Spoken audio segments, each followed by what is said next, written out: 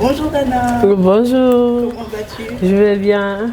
Tu nous prépares quoi aujourd'hui? Aujourd'hui, on va faire du saga saga. Ok, on te regarde, merci.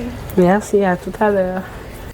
Aujourd'hui, exceptionnellement, moi et Nana, on vous introduit dans nos conversations parce que pour le saga saga, il faut retirer les branches de chaque feuille, ça prend du temps. Donc pendant que nous faisions ça, on discutait de tout et rien.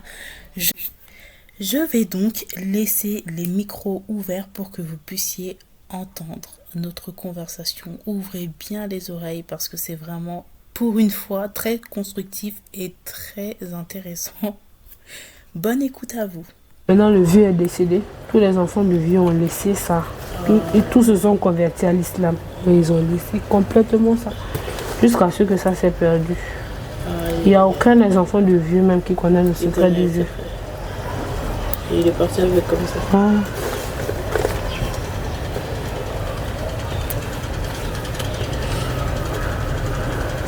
Moi, je pense que il ne faut pas totalement laisser notre... Voilà, moi aussi, c'est mon avis. Voilà. On peut choisir les bons côtés des deux camps, quoi. Voilà, c'est ça. Faire du mal aux gens, non. Non, mais tu voilà. vois, par exemple, ça, c'était une bonne chose. Quelque chose, en tout cas. Regarde dans quelle situation on se trouve. S'ils Voilà. avaient encore le secret. Le secret de ça. Ouais, c'est comme ça que beaucoup de choses se perdent. Ça, c'est vraiment dommage. Vraiment. Beaucoup dommage. C'est pour ça les gens de l'Afrique centrale, là. Peu importe comment ils sont, eux, ils n'abandonnent pas leur culture. Ouais. Ici, par exemple, si tu vois quelqu'un, si tu mets un masque dans ta maison, ici au Mali, là, ils vont dire que tu es mécréant. Comment? Ils vont dire que tu es mécréant, que toi, tu as les fétiches dans ta maison. Et pourtant, ce sont les biens que tes ancêtres ont légués. Mais ils vont dire que non, toi, tu es mécréant, ce sont les fétiches. Pourquoi tu gardes les fétiches dans ta maison? Tu sais, quand je suis partie au musée, là, tout ça, on ne connaissait pas. Mais il a bien expliqué les masques, pourquoi on utilisait ça, comment on utilisait et tout. Mais je me dis, tu vois, c'est ça là, qui est au courant maintenant? Personne. Même moi qui suis assise là, je parle avec toi, je ne sais même pas l'utilité des masques parce que je n'ai pas vu ça chez mes parents. Je sais pas si j'avais, moi il y avait un parent à côté qui pouvait nous expliquer à quoi servaient les masques, pourquoi on fait tout ça avec les masques, pourquoi on fait ça avec les masques là, oui. Mais tout se perd. C'était même avant ils avaient des gilets pare-balles, les dons. Tout ça c'était. C'est mystique. Wow. C'est mystique. Bien sûr tout ça là, ce sera que de la légende. C'est de la légende. C'est pas de la légende, c'est la réalité. Juste à présent, il y a les gens qui font ça.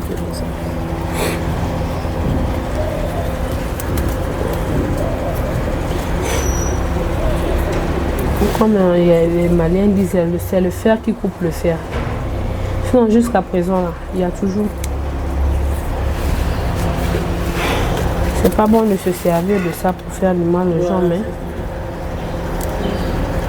Et tellement moi-même, on m'a fait peur par rapport à ça. Moi-même, jamais je peux avoir le courage d'aller même,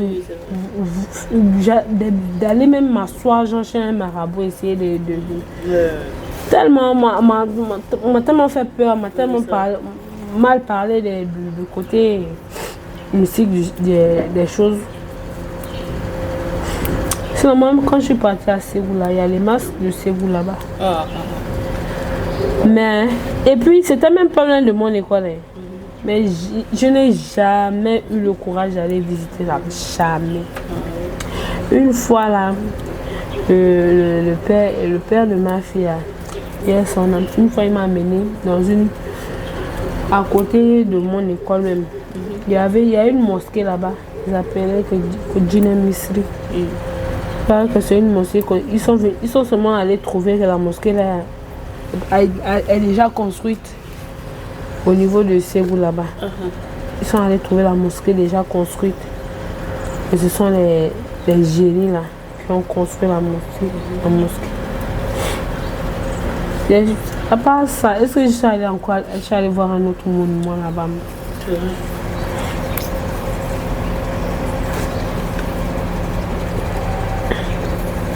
Sinon, même avant, bon, ça j'avais déjà vu, Mm. les rituels où ils apprennent aux enfants à partir d'un certain âge. Tu t'envoles chez tes parents, ils t'envoient dans la forêt, Oui. t'apprends les secrets, les trucs et tout. Oui. Même si à ce moment-là, t'es grand, tu te fais circoncire et tout. Et tout ça, ça se perd. Ça se perd. Mais dans certaines localités, il y a toujours ça. Ouais. Il y a toujours ça. Je Mais pense que c'est les derniers là comme ça. voilà.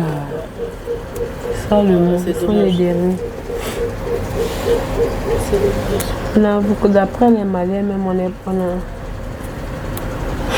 tu as abandonné tes racines. Tu ne peux pas copier le blanc complètement. Tu restes comme ça au milieu Je perdu. suis toujours perdu. Vraiment. Et après, c'est les regrets.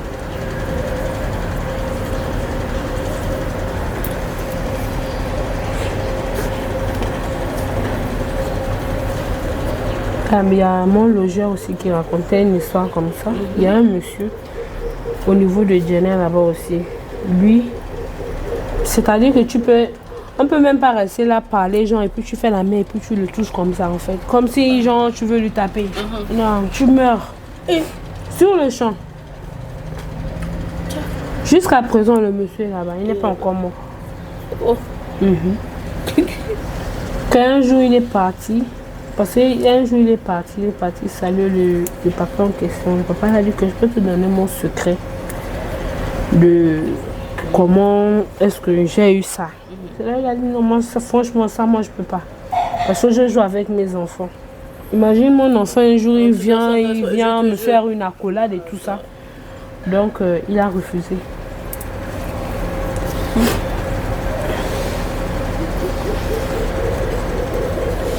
Même les grands marabouts, là, ils font comme si même ils ne connaissent pas le côté mystique des choses. C'est faux.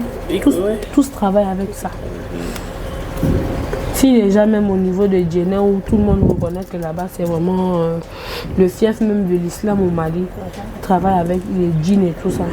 Pourquoi maintenant ceux qui les petits là ils font comment? C'est faux.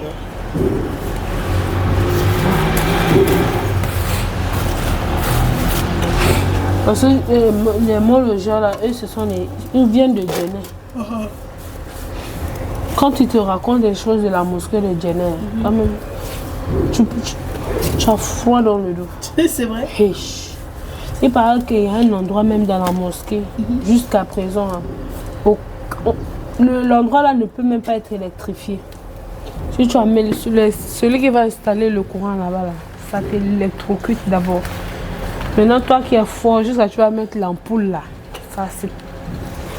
L'ampoule éclate devant toi. Ça sera tout pour aujourd'hui. J'espère que vous aurez trouvé ça intéressant. Si jamais ça vous intéresse, on peut aborder toutes sortes de sujets pendant que nous préparons, pendant que nous exécutons les recettes. Donc n'hésitez pas à nous dire dans les commentaires s'il y a un sujet qui vous intéresse. Et si le sujet qu'on a abordé aujourd'hui vous a intéressé, moi, j'aime trop parler de ce qui se passait chez nos ancêtres. J'aime trop connaître l'histoire du coup de chaque pays d'Afrique, pas que le Mali, mais vraiment je me renseigne sur vraiment toute l'Afrique. Les histoires ancestrales, j'aime trop. Donc surtout, si ce sujet vous a plu, n'hésitez absolument pas à nous le dire en commentaire. C'est parti pour la recette du saga saga. Donc, voyez comment Nana fait. Elle a rassemblé toutes les feuilles et elle coupe finement. Voilà. Nana, alors on a besoin de quoi pour faire saga saga? Pour faire le saga saga, on a besoin de feuilles de patates, du poisson, de l'aubergine, du piment, de l'oignon, des tomates, de l'ail. Et on a aussi nos coches, il y a du céleri et du persil pilé là-dedans.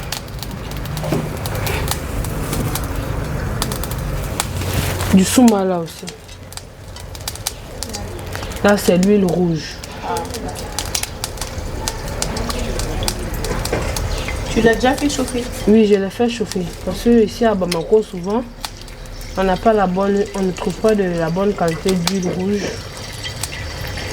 Donc regardez ce qui sort en bas de notre huile là. Ah oui, il y a des résidus. Voilà. D'accord. On n'est pas tombé sur la bonne qualité. Ok. Donc je vais d'abord je fais chauffer ça avant de mettre dans la marmite.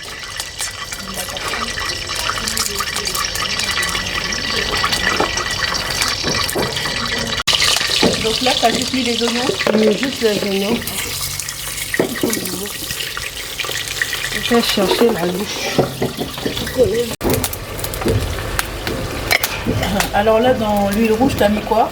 Du sumbala. Ok. Voilà, il y a des... Tu as mis des tomates. Les Les oignons. oignons en premier, ouais. Ok.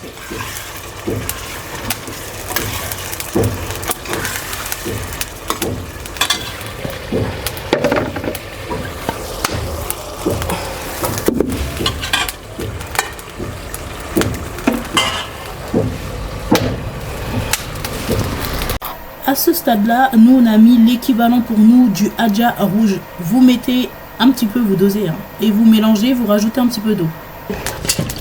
Le poisson, avant de décortiquer, mais moi je trouve qu'il y a plus de goût comme ça.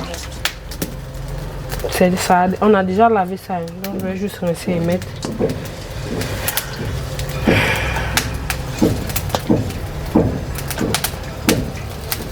On se rappelle qu'une femme ne doit pas Mettre le sel avec la main. avec la main. J'ai retenu la leçon moi quand même.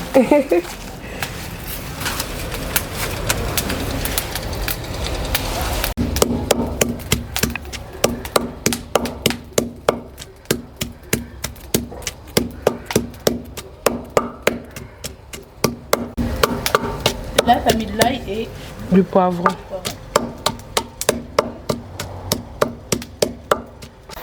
découper quelques gambos, on en aura besoin pour la fin de la recette.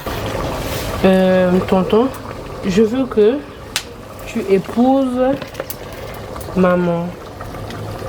Je vais retirer d'abord le poisson.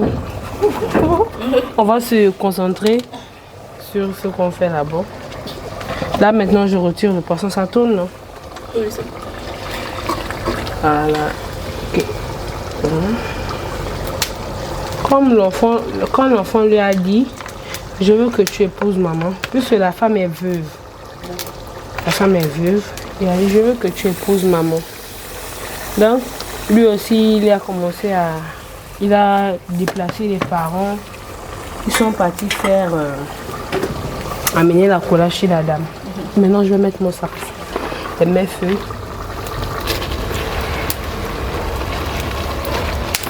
Il y a d'autres qui mettent d'abord de l'eau. Moi, je préfère faire comme ça, comme ça.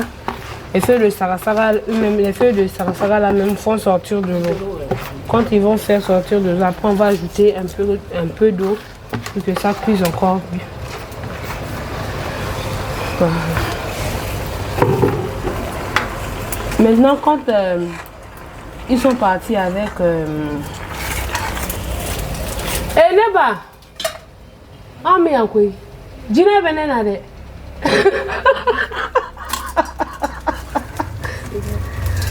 De l'eau. Je vais dire que moi j'ai les dîners. La majorité des dîners n'aiment pas l'eau. Donc, maintenant, ils sont restés comme ça jusqu'à ce... Une seule histoire par jour, vous n'aurez pas la fin de notre Congoza ici. Donc, vous pouvez faire le choix de laisser les poissons entiers comme ça et les mettre dans la sauce. Mais nous, on a décidé de décortiquer parce que y a quand même pas mal d'arêtes. Et du coup, on trouve que c'est mieux. D'une, ça en fait plus, mais le poisson se mélange bien à la sauce. Donc, c'est parfait d'enlever comme ça.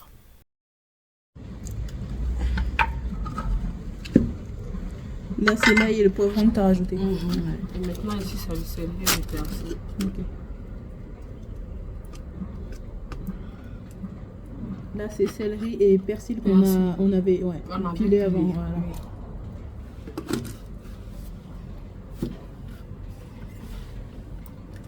On va mélanger.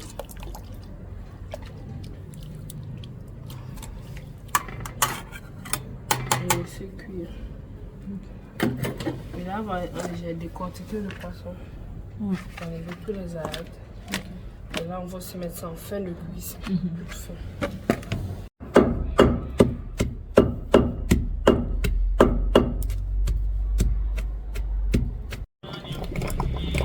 Là, on a mis le gombo et on mélange.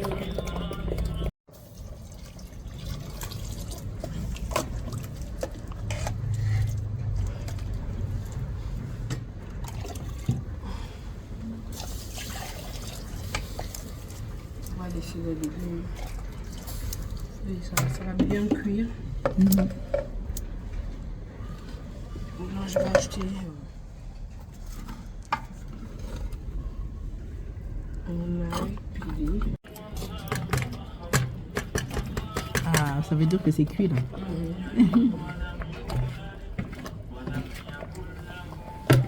Ah, si ma soeur elle était là, son plat préféré. Oh. Je te jure. C'est pas grave, on mange pour toi.